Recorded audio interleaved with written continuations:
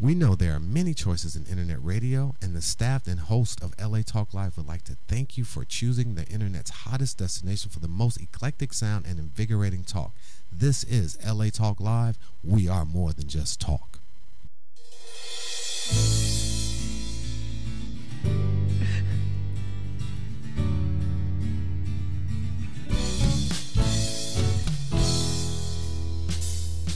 Joy in my house, joy, I got joy. Welcome, ladies and gentlemen, to Joy in My House, inspirational reality show with a touch of recovery. A reality show where nothing is left unsaid. And no one is insignificant who shares. I'm joined here by my co-host and recording artist, Lolita How are Robinson. you? So good to see you. I had a nice week off. Happy 4th of July Happy weekend. 4th of July Happy Independence weekend. Yes. How's yours going so far? I can't complain. It's still going. Okay. It's still going. Yeah. But last night I had an opportunity. My son's living with me, and my youngest daughter's in Florida. My oldest daughter's with her mother and has her baby. So I had the opportunity to just spend it with my son, and my parents came out to Laguna Beach. Oh, and we wow. just I bet hung that out was at the beautiful. beach, and But I bet it was packed. it was Okay. like herding cattle. All right. I mean, it was I that bet. many people. I bet. But it's such a beautiful setting. It really was. And to be able to just spend that one-on-one time with my son, and we were talking about off camera, God has just given me time with my kids individually. Right. To also just kind of mend some of the brokenness that I might have caused when I was younger. Because I remember telling my son, we went out to dinner, and I go, do you remember one time being here and I got really plastered? And he was there with you? He was there with me. And he was Wow. a kid, and my ex-girlfriend was there, and she always took care of me and took care of the kids. You remembered? And I go, do you remember that? Like, I wanted to know if you... He's like, no, I don't really remember it. And I go, I'm glad you don't. Right, because right. I do. And we were talking about making that amends and getting over that guilt and shame. And it's a process. It is. And now having this time with them and not doing those things anymore and being sober for now, I'm going on my 7th year. Congratulations Thank to you. that. That's great. Yeah, thank you. Thank you, Van. Hi, Van. Happy 4th of July Happy weekend. 4th of July to you. Stuck in a lot of homework, but that's okay.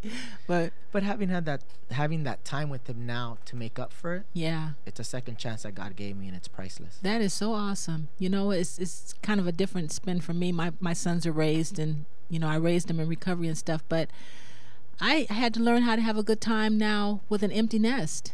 And so now I have a niece. I was invited to one of her school friends' family's event, and it was fun.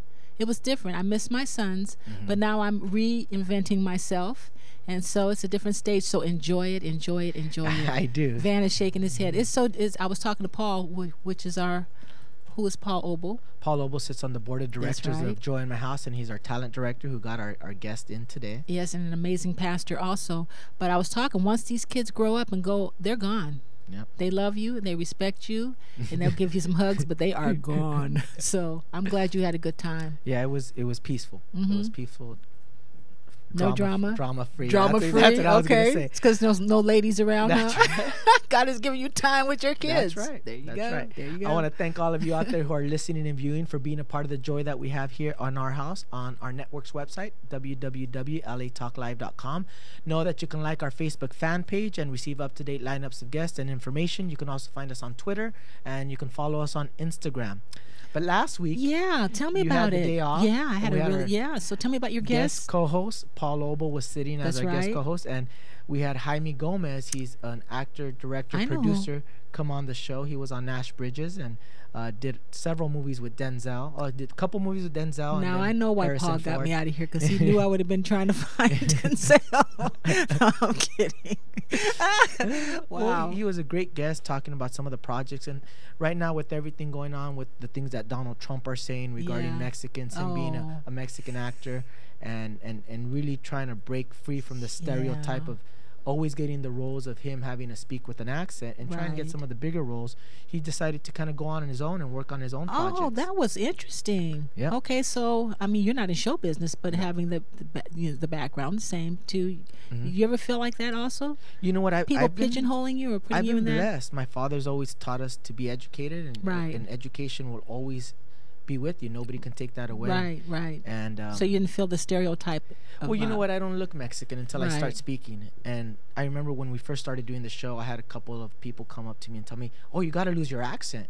And I was like, just the opposite. I never want to forget my roots. Isn't that something? That's the truth. That's the truth. But boy, that was really interesting. So he started his own projects. He started his own producing and directing. He's now working on a project called Streets of LA, which is doing really well, and he's ready to launch it. With Good for him. So he can pour his own money into his own. That's what I'm saying. We've talked about that being entrepreneurial. You have to. Nowadays, I think you really do. Independent music making is the direction that things are going in, because you go with a big record label, a big production company, and like you said, they pigeonhole you. Yeah, they sure do, and take half your profits. But this way, you have say over what you want to do, where you want your direction to go. It sounds like it was a fabulous show. I know you guys had a good time. Yes, and Paul always does a great job coming on. Yes. And we want to thank him because he also booked our guest for today. I'm looking forward to this. Kimberly Maxey is our guest for today. You're not going to want to miss. Ladies and gentlemen, this is Joy in My House. I want you to stay tuned. We're going to come right back.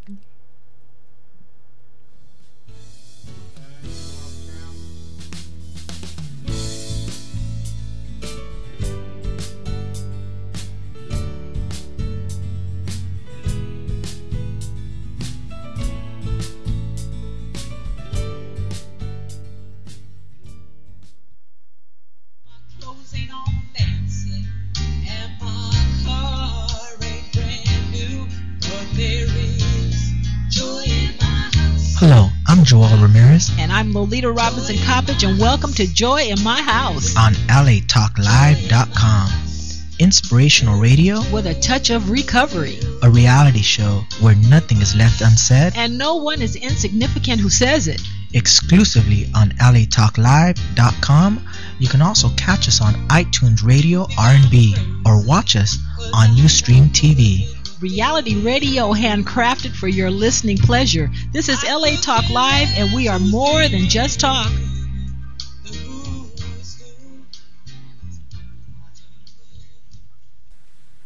Hi, this is Chef D Nice of Catering by D Nice, and I'm inviting you to join us each and every Sunday at 2 p.m. for the Veterans Day live radio show. Join us as we provide info that will help all military personnel. So don't forget to tune in to Veterans Day Live every Sunday at 2 p.m. exclusively on LATalkLive.com.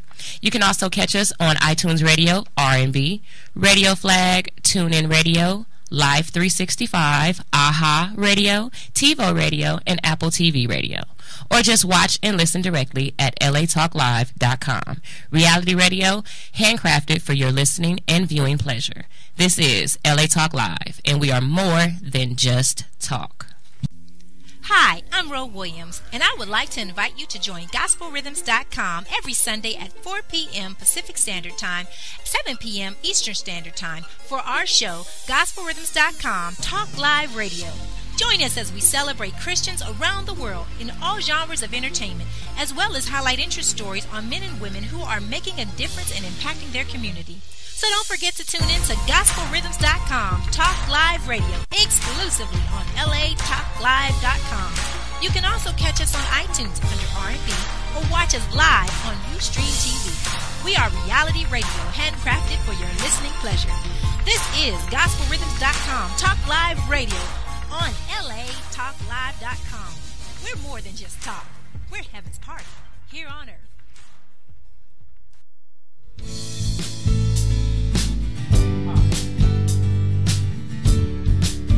Welcome, ladies and gentlemen, back to Joy in My House, inspirational reality show with a touch of recovery. I'm joined here by my co-host and author of Shaped by the Master's Hand. How are you? And glad Lolita to get started. Welcome back to the show, and our in-studio guest, Kimberly Max. Kimberly, welcome to the show. Thank you. I want to thank you for taking time out of your busy schedule for coming on the show. We always like to let our audience and viewers know how we met. We met through Paul Obel, who sits on the board of directors of Joy in My House, but is also our talent director for our show. Now, usually when Paul sends me somebody, when somebody engages me and tells me, you know, I would like to come on the show and what's the process, I do my research. I background check them. I go and Google them. But for somebody like yourself, Paul has always had great discernment and has got great guests on the show. So I didn't have to do that. I just called you. You said you were willing to come on, and here you are. So I want to thank you for coming on the show today. Thank you for having me. Glad to see you. He did mention that you had an inspirational story. I wasn't sure what he meant by that, but having the opportunity to read your bio and having us talk a little bit, I got to know your story a lot more in depth, and it really is an inspirational story. And I hope that our listeners and viewers out there who support us and are tuning in get to really get inspired by what you've done for your brother and what you've done in your own life. I hope so. Oh, well, let's first talk. How did you meet She's Paul? got a beautiful smile. I met Paul through, I work for producer Kevin Flournoy, musician, keyboardist, producer, and Paul was friends with Kevin, and we were doing events at different places, and Paul would come, and we just became instant friends. It was amazing. Well, how interesting, because We had Kevin on. was on the I'm show trying to track Kevin down. 2 weeks ago, Kevin was I on the can show. help and he you had with that. Okay. Is he hard to track down? He's just busy. I know he is. Okay. That's so cool, huh? Well, let's let our audience and viewers get to know you a little bit and find out your story. I always say, the more transparent we are with our listeners and viewers, the more they relate to us, the more we connect with them, because we all have our struggles and our challenges. And I think if we speak off a pulpit, nobody's going to relate to us if we're perfect, because we're real people. So how did you meet Paul? The first time I met him was at an event that we were working on, and he came to the studio. Okay. And so we had the chance to visit and listen to the music. He had known Kevin for quite some time, and I've been working with Kevin for quite some time. So it was an instant connection. Started with the music, and I believe it was at Westlake, actually, Westlake Studios. It was really fun, and a lot of the great guys are there, and we have a great band that plays with us, that tours with a lot of wonderful people. So that is so cool. Had a party the first day we met. That's beautiful. Well, let's talk about where were you born and where did you grow up? I was born in Los Angeles, and I was actually adopted. So my birth mother lived in Los Angeles as well, and my parents got me from LA. And well, it's very interesting because your parents who adopted you also adopted a special needs brother, a special needs boy as well. Yes, and you mentioned your birth mother. Did your birth mother know your adopted parents? No. Okay. All right. So it was through an agency. Okay. Yeah, just want to clear that it was through an agency, and yes, they did. They adopted my brother before me. Okay. And the whole story there is amazing. I aspire to be my mom and dad. What kind of special needs? He was born with cerebral palsy, with grand mal seizures, and the hospital determined that on their own that he was never going to walk and talk. They were wrong. Oh, wow. So, okay, that is inspirational already off the cuff, Well, what a special heart for your parents to not only have adopted your brother, but then on top of a special needs baby, to then, after they're told that the baby's not going to talk or walk, they still went on and adopted you.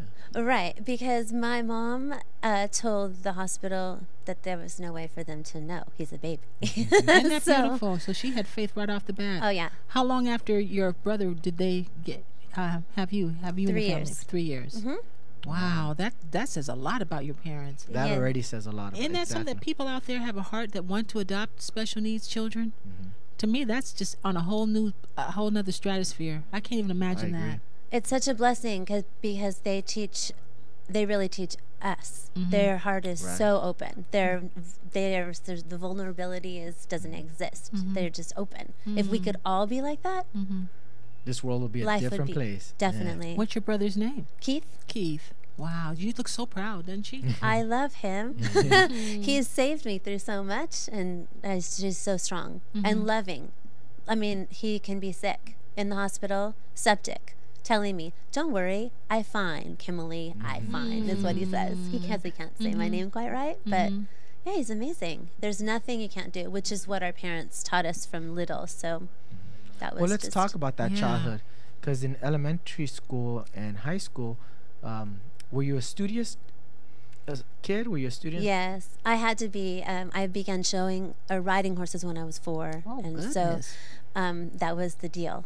Good grades and helping with my brother through the years, and that had to give you compassion way out of the whole. You had to be such a different child to have a special needs brother and learn to take care of him. That had to help you a lot. It was so natural because he was always treated normal. So it wasn't. I never looked at him as though he was special needs, and when I grew up and got a little bit older, I realized that he was teaching us, even my parents. But compassion, they naturally had that within them. I was so lucky. It was like growing up with Ozzie and Harriet, if you guys know what that TV show was. Yeah, I do. He doesn't, but I do. I know what the show is. Thank you. Dating myself now. Me too. Because it is interesting, having had the opportunity to talk to you and then have you send me your bio and reading it, you can't tell the difference of being raised in a home with a special needs child than being raised in any other home.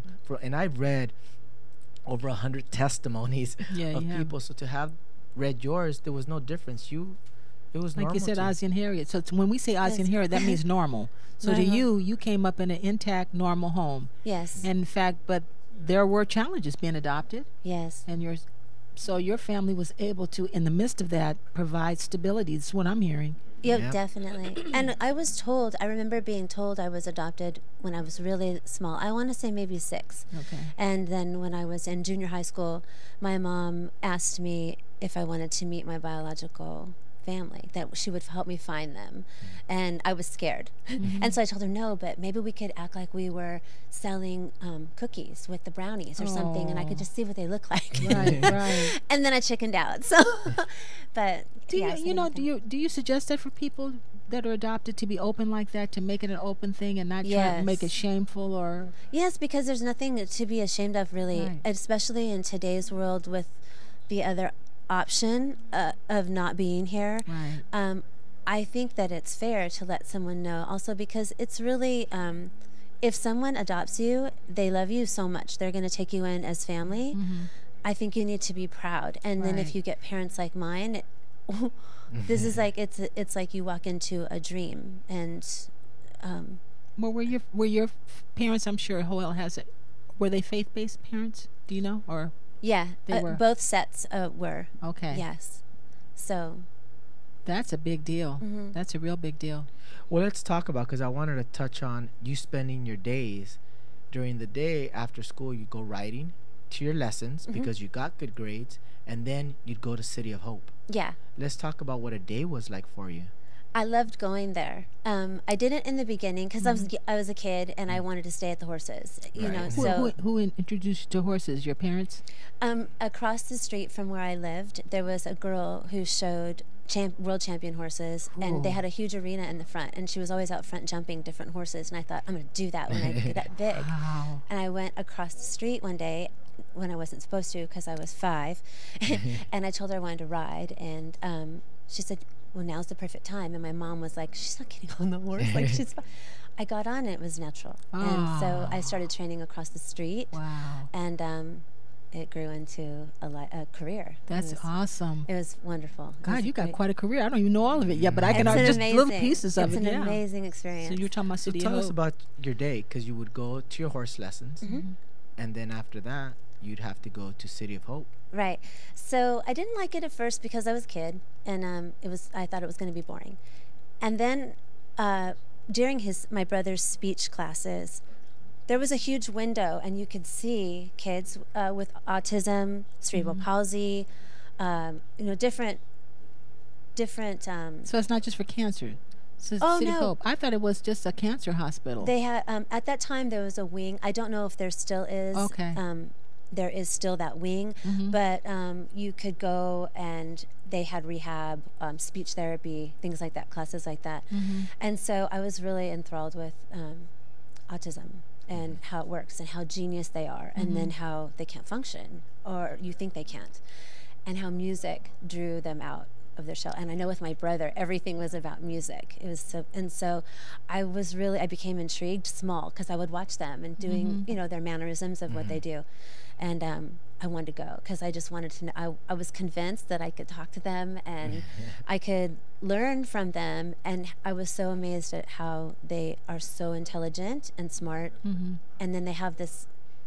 They're just in their own world. Side. They're in their own world. That's in their own world. And then when you read about that, there's a lot of really great stories that are what's in that world that we think nothing's going on. So I just, and then being there every day, I just kind of grew into it. And again, it was natural. It wasn't like I had to go. It was like, okay, I got to finish my lesson, get everything done, go with help mom. And goodness, what a education you were getting. I'm sure it was going to impact your life, which I don't want to get ahead of, in reading people and being able to relate to people and having just an awareness in life that a lot of us probably don't have. Right. Yeah, it was, I feel so fortunate. I was blessed in every single way. Yeah. It was Yeah, because it's interesting. As a child, I remember if it's not about me, you know what? Don't talk to me. Don't hang out with me. Let me throw my tantrum. Right. So it's very interesting that you had this very open heart to just like a sponge absorbing everything around you. How fascinating. As my mom. I mean, my mom and my dad. Was your mother a nurse at all, or no? She just she as a child, did she have this feeling that she was going to adopt or bring other? Could she not have children of her own? My dad couldn't. Okay. My dad couldn't, and no, she was not that way, and she didn't grow up like that. Her parents were not like that. Wow. And it was very interesting because I remember every morning she would come in and she would say a quote. And but then when I had friends over, it was embarrassing because you're a kid, right? And then when you got, especially in your teens, it's like, Mom, don't quote. please don't do that. And she, no, we're going to just say this and that's it. Then I'm going to leave and you girls can do what you want to do. And it's really interesting because scriptures she was quoting, or just or quote from famous people. Scriptures, but mostly quotes from just different films, books, whatever she picked up. I don't know where she would get it. I mean, I'm wow. just like her. Like I love that every day. I read every day. I have this. I love quotes. It just starts your day right. Does it help put you in a different frame of mind to just set you up for excelling or not being down or what? Or I feel like life? it starts your day, like it kickstarts your day. I always try to pick one that I want to try to live by that day. Oh, that's awesome. And just, like a little piece. I mean, don't get me wrong. We all have our bad days, and I'm sure that I was a brat and a child that sometimes I don't mean to sound like, everything. Right. I was an angel. Like I'm I don't want to do But you would have something to have those kind of challenges. Your mother, I mean, that was a lot that she was dealing with in terms of, I think that's a good idea. We had a woman on who wrote a book on a beautiful Asian woman who found different quotes. Helen Wu. And I read her book. She had all these quotes. It was amazing. I love it. It's great. And then if you have like a struggle in the middle of the day, you can kind of like reflect on, okay, so that's how she says she put her life together. I like it. Good for you. It's happy. Because when you would go to the hospital, after a while, you started feeling proud because you would help your brother with speech and with motor skills and things of that nature. So you actually felt proud. I did. So you became a part of it. I part feel of his like recovery. I helped him to because she would do legs because legs were really hard. And so arms, I was young, so I couldn't really do a perfect job. Right, but then when I got to do it, it was really good. And then he is always so grateful, Thank you. I said, thank you every time. Is he still with us?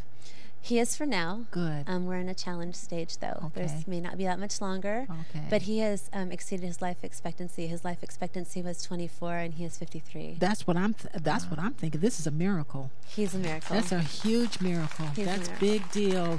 Love to you, Keith. Love to you. Love to you, Keith. All right. Because at the age of 5, when they told him he wasn't going to be able to speak or walk, at the age of 5 he began speaking, and at the age of 6 he began walking. Yeah. But what I thought was very impressive was that he became part of the Special Olympics. What? Yes. Tell us about that. Yes, he did. Oh my gosh. See, Paul, he knows. He brings us these stories. I'm like, huh? Yes. What? The Special Olympics are my heart, our family's heart. People, Eunice Shriver, an amazing woman who took so much wrath for what she tried to do. Did? And why?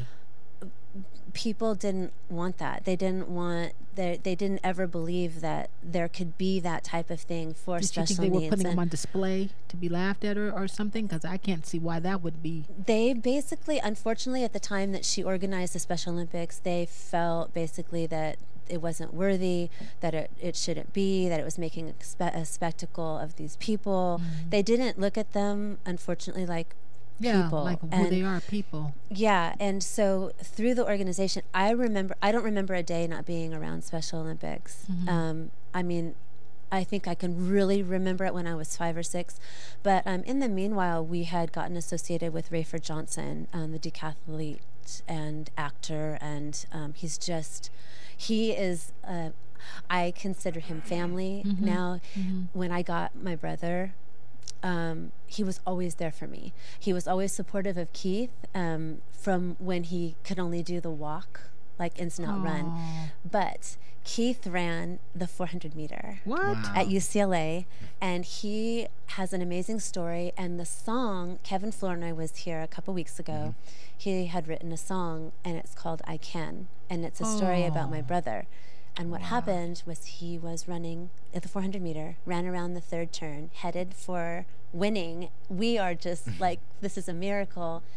And he turns around and realizes no one's behind him because they had fallen down in the turn.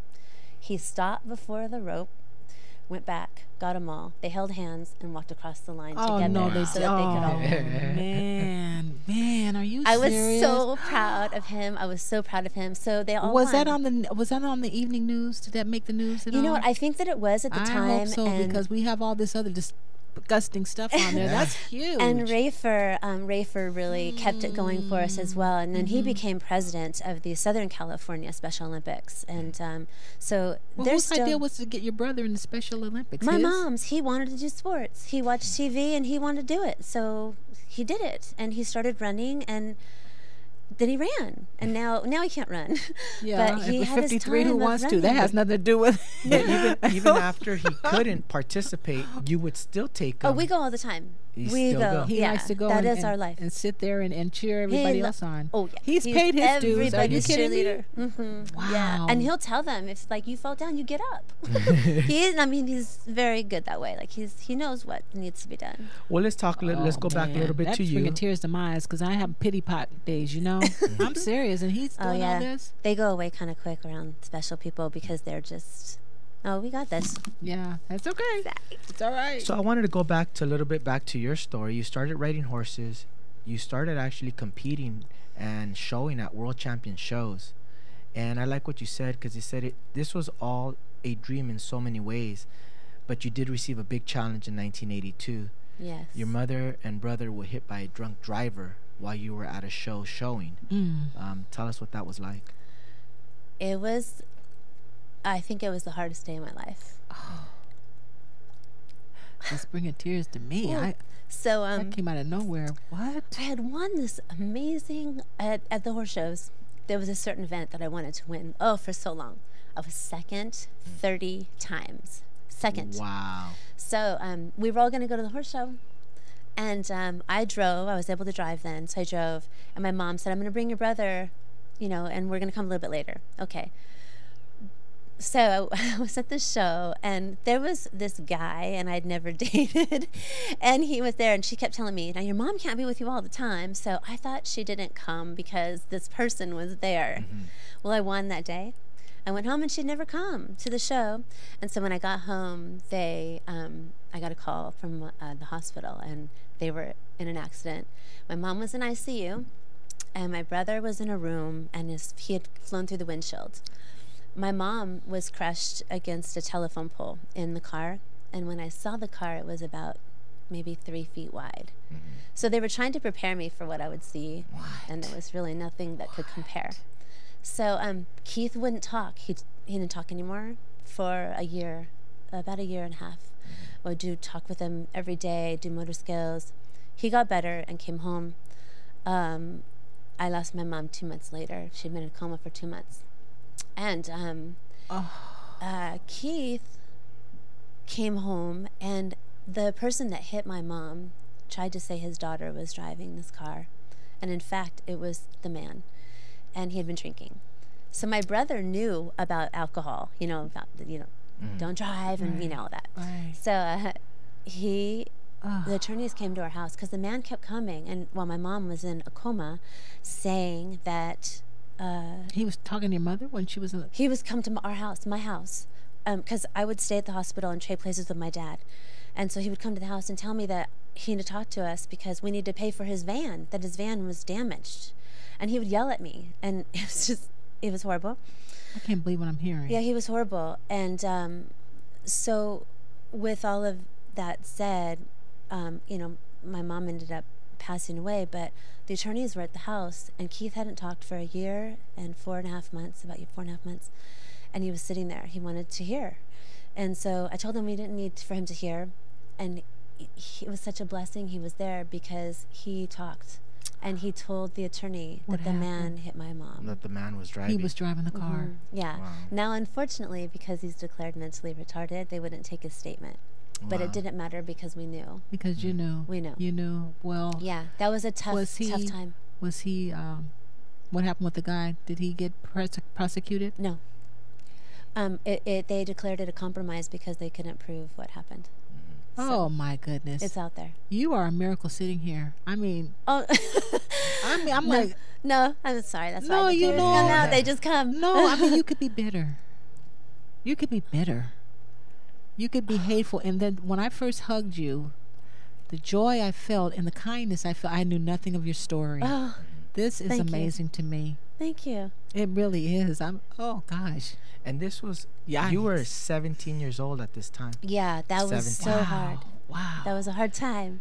And you wrote in your bio that, you know, you felt you had to be strong for your father. Yeah. And then also help with your brother. Definitely. So everything stopped for you. Your whole career life changed. showing. It did, yeah. Your whole life changed. Yeah. Yeah. It changed. It's funny But how it was worth it. in a split second, There's the whole so life many can turn things. around. Yes, I've learned that. Mm-hmm. And I'm so grateful for everything that's here and now. I'm so grateful, but even more than that, for what's happened and how I got here. Mm-hmm. It's a dream come true for somebody. Well, we haven't talked about faith in that term, but so you had a whole life shift. Yes, okay. a few times. and looking back, can you see the benefits of having? Because with our audience, like we like to tell people, you know, when things happen to you, it's your attitude and how you deal with it. Can you, in looking back, can you see that it's the life shift, that it's given you more of a platform to be who you are, or to? Yes, I definitely have. And what I always try to say to people is to always believe in your inner you. Okay. We are unique. Right. We are one of a kind. We're strong. We can do whatever we want to do, There's those regardless quotes, of what girl. people say. Yeah. And I just feel very confidently that the adversity always allows for change. And it's uncomfortable a lot, but it's always brings better change. Mm-hmm. It may not be, you know, you might miss people along the way or Right. things like that, Yeah. but there's something, it changes you, it grows you, and hopefully you take that and try to use it in a beneficial way instead of, I was bitter. I was angry. Okay, so you went through that. I was okay, angry, good. but So I you didn't say it out didn't loud stay because there. I wanted my dad to think that I was going to be okay, and I Okay. wasn't. I don't know, I felt like I needed to be strong for him. They were married for so long and just so loving to each other that I didn't want to add more to Right. his worry, Right. which I think helped me. I think Okay. it helped me to get through the whole thing of, like, you know, I was important to be there, and I needed to be there and help in every way I could. So eventually, I'm sure you had to work it out in your own way, though. Maybe not in Yeah. public. Yeah. How did that look in private? How did you work it through in private? Inspiration, I just read and read and read everything I could read Okay. until something clicked. Right. Okay. And then I would keep that. Pray. Well, it does just help. pray You and know, pray and I pray. fell and I couldn't walk for almost a year. But when people would come and visit me and talk to me, it wasn't that misery loved company, but I was like, you know, you're not in this by yourself. Exactly. There's exactly. a lot of people that are hurting. So I thought, well, you know what? Okay, I'm not a freak. This happens. Yeah. Some of us get it worse than others. I don't want, you know, but is that kind of what helped you? It really helped. And you know what? Believe it or not, there was a nurse that really, I gave her a hard time, and we still, well, until she passed, we stayed in touch. She was quite incredible because my mom did not look good. The first time I saw her, I passed out. I didn't look like my mom. And so she would tell me, because 2 months is a long time to be in there, she would tell me, you need to talk to your mom. You need to talk to her, let her know you're here. I couldn't talk to her like that. I just, and especially after passing out and you're a kid, you're afraid. So I'd back in the room, and she would tell me, you need to talk to her. So I didn't like her because she was telling me what to do, and I didn't know what to say, and it was all these emotions. And she was just so amazing because she would come. I would go into the chapel, which was right next door every day, and she would sit behind me, and she'd say, "Okay, why don't you just tell God what you want to tell your mom that you can't say because you don't want to say it." So I would talk to, but she wouldn't look at me, because if she looked at me, I wouldn't want to talk to her. But that woman ended up when my mom passed away, she dressed my mom, put makeup on her so I could go in and see her look normal. Wow. And she was just so kind, and it was so nice that someone would do that, you know. It was really good. Well, she did what you couldn't at the time. Yeah. See, if I couldn't get it out. No, and God has to bring people along the pathway to help. Don't you dare. You know what? That's why we have this show. Oh, it's a tough funny. time. It's funny. It's not, and we want to touch people. And you are an ultimate to. I wrote Joy in My House, and you to me are the postcard for joy in my house, to find joy in the midst of incredible sadness. Thank you. I mean that. Thank you. Please don't apologize, because it just comes. We are living with people out there who are going through. It's tough. Well, things just start getting better. Yes. Your father got better. Yes. Your brother started talking. Several years after that, you got married. Yes. You went and started showing again. So things started getting better for a bit. In 2002, you moved to Virginia, where you operated and owned your own state-of-the-art equestrian center. Wow. Your clients were winning everywhere. Yep. I like what you said. It was a perfect time in life. Your mother would have been proud of you. Yeah.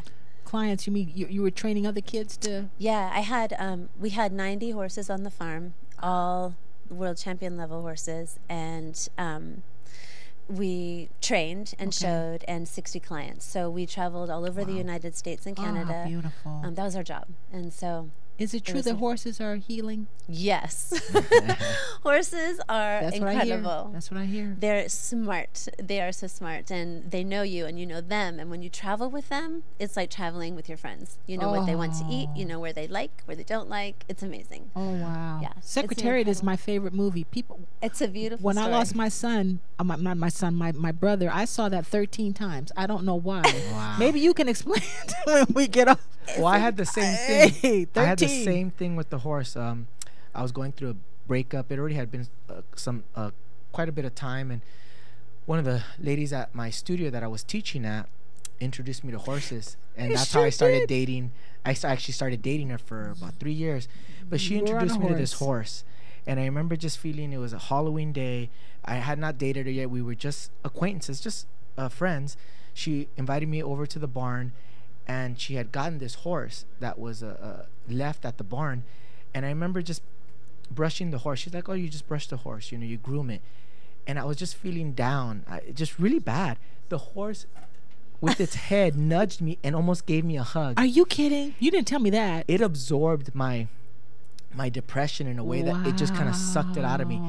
And ever since then, I fell in love with horses. And then she actually started showing me how to ride. She actually said she purchased that horse for me. Oh, and it was that's really so interesting. nice. I had heard that about horses. I've heard that. They're amazing. When I was 19, I started a program for the handicapped with the horses, and so there was 10 that would come to the facility, and we would put people on that, like wheelchairs, people that can't, don't have like such great balance, and we would let them walk. You only walk, and then even just to brush them, and it was a great program. It inspired a lot of people, and really helped a lot of the kids come out of their shells as well. It was nice. Goodness. Well, that time didn't last too long. You called it a perfect time. Your mother would have been proud, but in 2003 you were celebrating a winning for one of your show horses, and the phone rang. Oh, goodness. It was your brother. Your brother had never dialed a phone before, and he was crying, telling you that your dad was on the floor and he wasn't waking up. Right. You were about a 20-minute drive away. You drove to your father's place, and your father passed away in your arms. Oh, goodness, girl. Wow. The biggest challenge for you at that time after your father passing wasn't just losing your father. It was you were worried about your brother. Yeah. Because you then became the sole caretaker of your brother. And that must have been overwhelming. Yeah, I was a mom. Yep. I was a mom of a child that wasn't going to grow up, and I thought, what? Did you have children of your own at this point? No. Because you were married. No, Okay. I was married, but we were training. We were gone everywhere. We were gone. Well, so yeah, I couldn't take him. But yeah, it changed. But it's funny now because I cry because it's sad. But at the same time, if he was there with me, and I honestly am not sure I would have made it without him. Without him. Mm-hmm. Yeah, because I had to be strong. He would see you cry at like a funeral, but never when he doesn't know there's any issues that could go wrong in life. Like he's really like a pure child, pure. So yeah, because really it was like my mom would always say, no need for him to know certain things. All he needs to know is what he can do, not what's happening. He can't fully understand that anyway. But in fact, he's very intelligent and very intuitive. And since he's been older, it's amazing the things that he remembers that we have no recollection of. He's got like a very intense long-term memory to the point of details, which has been very kind of wonderful, to be honest. But it was very challenging because, here you find yourself, you have your agenda, and so travel is difficult. Either you take him or have someone be with him. And my parents never had someone be with them, so I couldn't change that. No, I couldn't do you that. had to bring him with you. Yeah, so he went with us everywhere, and he helped us groom the horses. He helped shine the boots at the horse shows, and it was a good thing. But I will not say that it was easy. It was hard. You have to pick out the clothes and shave him, and he's growing up. He has every you had a baby, and I mean children that he was 8 actually. Yes. He was, they say 8. And I spent a whole day with an 8-year-old yesterday. It's different. I mean, they're wow. But it was it was wonderful. Another change, another life change. Another change. But again, I think it was my blessing because I don't know really what would have happened. There was all kinds of different thoughts. Even with like constant prayer, it was just like, well, I don't know if I can handle all of this. Right. So did you have a community of people around you? Prayer community or people? A few people. Did you have support people because of your brother's handicap? Did you have people who you were friends with who had? Maybe not, huh?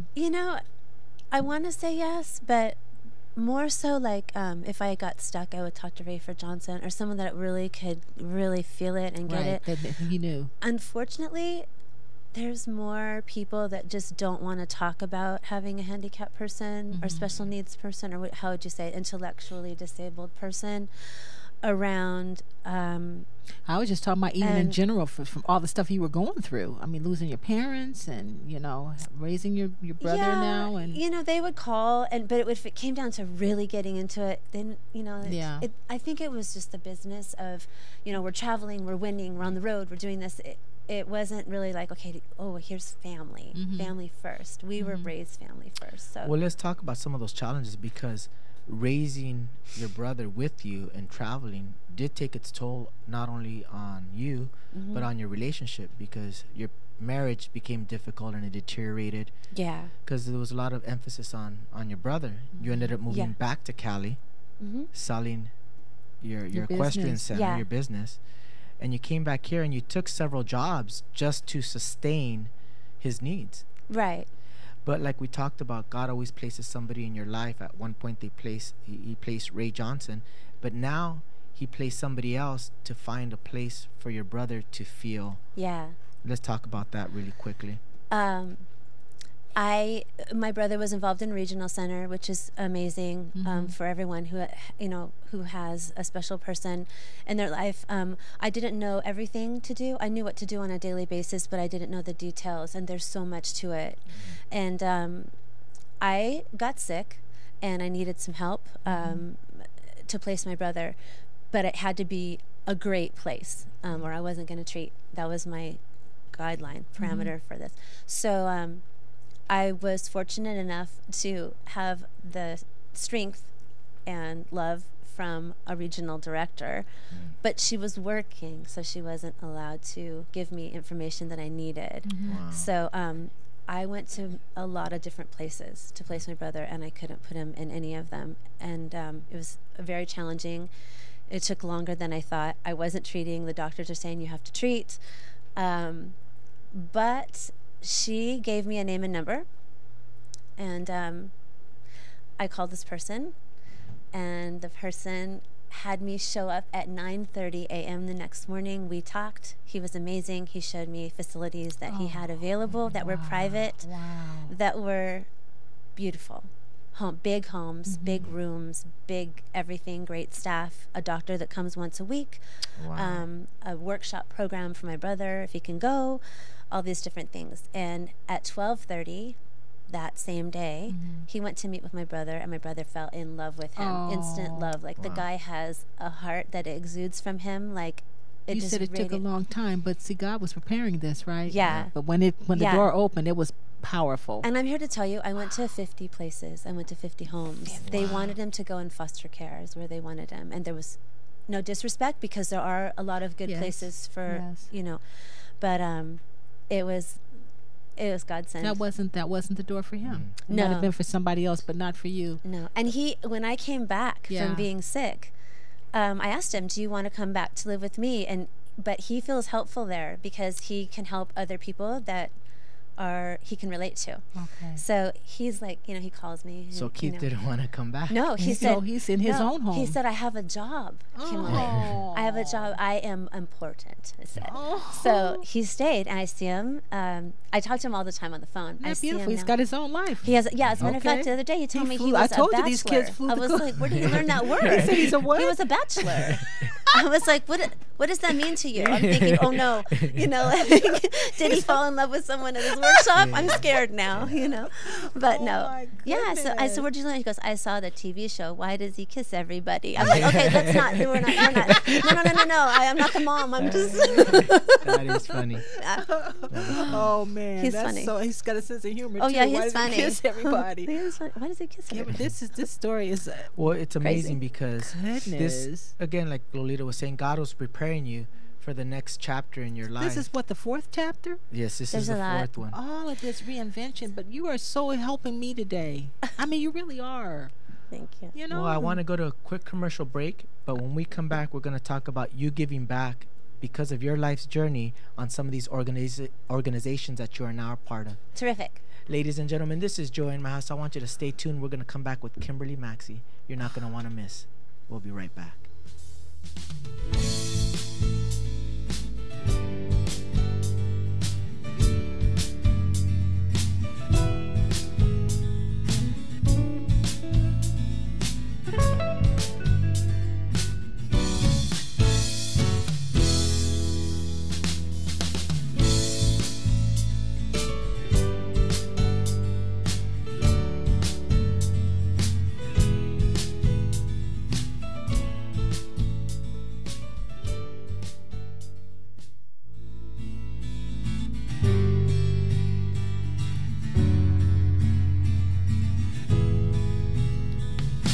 Welcome back, ladies and gentlemen, to Joy in My House, inspirational reality show with a touch of recovery, a reality show where nothing is left unsaid. And no one is insignificant who shares it. I'm joined here by my co-host, Lolita Robinson. I'm really touched. And our in-studio guest, Kimberly Maxey. Welcome back to the show. Yes. Thank you. Yes.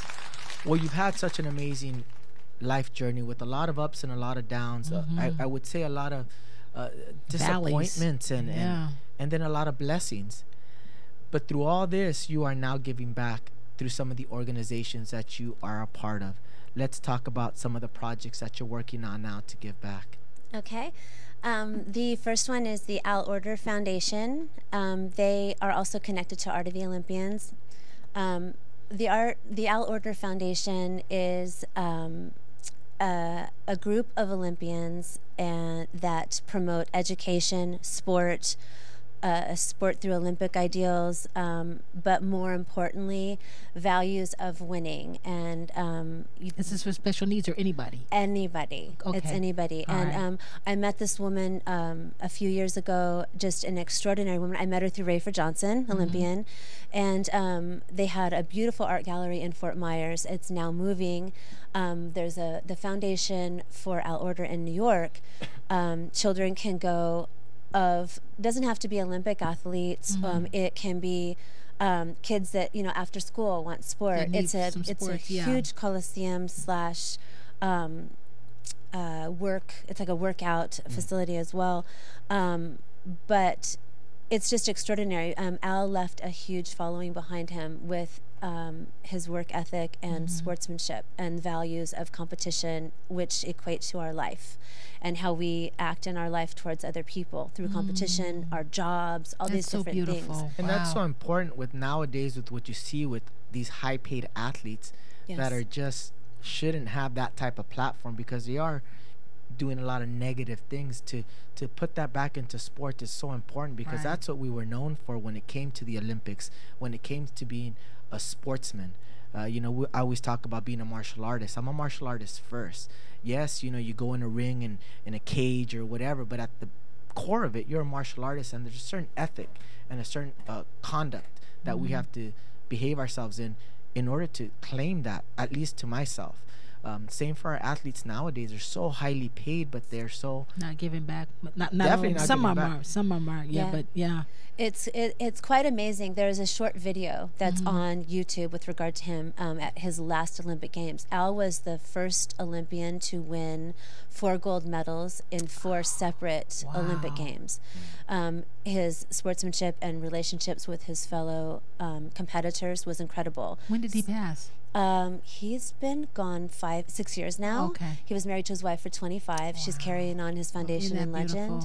Okay. Amazing. And he actually, at his last games, had broken all of his ribs throwing. He was a discus thrower, and he broke them, and he knew that he probably wasn't going to be able to win. Yeah. And he helped his competitor. Oh, wow. And it's just this great story. And everything that he did for children, and then the art came in.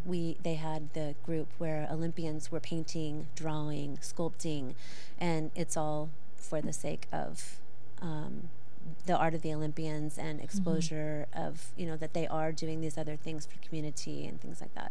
What do you sing so too? important. Are you a singer also? Because you worked with Kevin. Yeah, And I'm you his talk- business relations coordinator. Oh, okay, because I was wondering. I was about to say, why not? You Yeah. might as well be singing. Oh, no, You know, no singing. okay. Well, I wanted to touch on, because Wow. we didn't have the opportunity to attend. I wish I would have known, but you had this amazing event at Paramount Studios.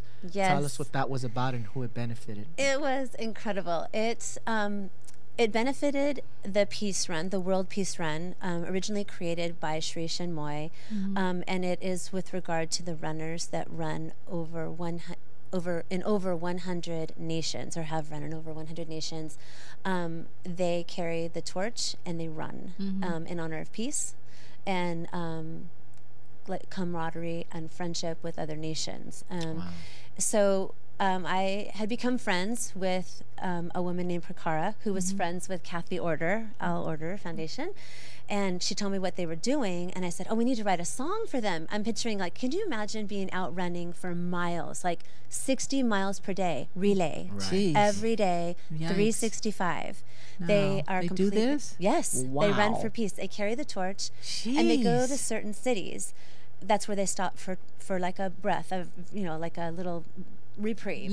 They're there for 3 hours. So they were coming to our city. Prakara said, would you hook them up to do something? Can you take them to lunch? You know, you want to honor them while they run through. So Kevin Flournoy and I had this idea that we were going to write a song, and he did. It's amazing. It's called Courageous, and it fit appropriately, and we asked them to stop by the studio at Paramount. They had no idea that it was regarding a song that was for them. We had lunch set up, and there was a few hundred people there, and great, when I say great band. Everyone that everybody knows that tours with everybody, great. Okay, came in like All a in We one Are the World place. type of Yes, event. Wow. Yes, absolutely. Gee. And then people just kept coming. That's what and friends are kept for. coming. Wow. It was incredible. I mean, you know, people like Orrin Waters and Louis Price with Temptations and all Jeez. these just wonderful people stopped by Giving back. thinking they were going to sing a part of a song and go home. Not only did we stay there all day and eat, and they also gave out a Torchbearer Award, which was quite amazing. Kevin Flournoy got one, and our co-producer, who was the musical director for Michael Jackson, he worked on it with us. And they won this award, and the likes of other people that have won that award are Desmond Tutu, to Dalai Lama. What? And here's Kevin Flournoy. He's so funny. And it was like, it was my incredible. God. And Paul Obo, yes, was there with us, of course, and enjoying it all. And Yeah. it was almost like being at home and being able to give back. The most amazing part for me personally was the very next day, I opened my email and there was thousands of email, and I'm thinking, I've been hacked. You know, it was people that had been running in different countries who had gotten word what happened to thank us. From And all over the world. I had all these All new over friends, the and they keep in touch. I hear from them every few weeks, where they are, what Isn't they're this doing. beautiful? And Isn't this beautiful? and just the different nationalities, religion, color. No, it was beautiful. You know what? As you were talking, I was thinking that your mother. She would have loved. You know, it's kind of like, you know, Christ died and sacrificed. I'm not saying that about your mother, but through your mother's life and her legacy, look what happened. Yeah. Look at this. All of the Yeah. people, all of the different family members that you got, your mom's up there smiling down. Yeah. All because of this one woman stood out and brought this young man into her life and this beautiful woman into her life. Oh, thank you. You know? That's Thank so you. awesome. And my dad loved the music, so And your I knew daddy he was too. there. Your He was daddy there. too. Yeah, your It dad. was a wonderful yeah. thing. The event was just so special, and we were invited to the United Nations for this upcoming year, so we're really excited to go back, perform the song, and possibly create something new. So Wow. yeah, it's so perfect right now because everything is with regard to giving to others. Al and Kathy Order's premise for everything that they do that woman on a daily basis is just so inspirational and always helping people. She's just so near and dear to my heart, and the organization, whatever you need, she's there, to help. Wow. And the connection's just been a beautiful You thing. are too, darling. It's nice. Well, now You you're Thank the vessel. you. I'm not Thank you. kidding. Oh my It's amazing. goodness. So happy right now. Everything is good. Thank you for Well, if people oh. wanted to find out more information regarding this organization, where can they go? They can go to www.thepeacerun.org or to sorry, these were new ones. www.alorder.org, and that's ALOERTR.org. For those of you who are listening and following us, I want you guys to go and link up, find out more information regarding these organizations that are really giving back to our community, something that we need to continually be supportive of, continually lending out our, not only just finances, but our time, our energy, and our exposure. So hopefully this is a platform that you're using to also bring some attention to that, because I think it's important in our community for us to give back. And to get involved, no matter Definitely what. get involved. I'm listening to you. No matter what, get involved and stay involved. Oh, let me say one thing on that behalf. The World Peace Run, they solely are provided everything through donations. Okay. So you can also donate, like there's hotels that donate rooms where they stop, things like that. But it doesn't have to be that huge. It could be like towels or socks, or because they're traveling with very little when they're running. So And that is www.peacerun.org. That's PEACERUN.org. I want you to find out more information. Thank you. The show is coming to a close, Kimberly, but we like to ask this of all of our guests. The premise of the show is a joy that we have in the midst of our blessings, in the midst of our praise, but also in the midst of our challenges. And you've had an amazing story that God is now using your talents, your gifts to give back. What does joy in my house mean to you in today's day and age? For me right now, it means a place of my own, which for the first time in many years, and my place of peace, solitude, love, family, friends. The place for me to wake up and decide my day is going to be a good day and what I'm going to do with it. And again, I always say all of our adversity allows us a blessing, and that blessing is to always help another person. So let's try to remember that and get rid of what's on our mind and help someone else, because it's basically reassuring that you are doing the right thing in this world. What really matters is helping other people first. Whoa. Wow. Kimberly, I want to thank you for coming so on the much. show. Thank you. Thanks for taking having time out me. of your busy Beautiful. schedule. Wow. I want to thank all of our listeners and viewers out there who are tuning in for being a part of the joy that we have in our house. This is Joy in My House. I want you to catch us live every Sunday here at noon on www.LA Talk Live. And next week, we have our in-studio guest, Raul Gonzalez. He is the director of Children's Hospital of Los Angeles, the blood donation center you're not going to want to miss. This is Joy in My House, ladies and gentlemen. You have a great, blessed 4th of July Independence Day weekend. We'll catch you live next Sunday at noon. Bye.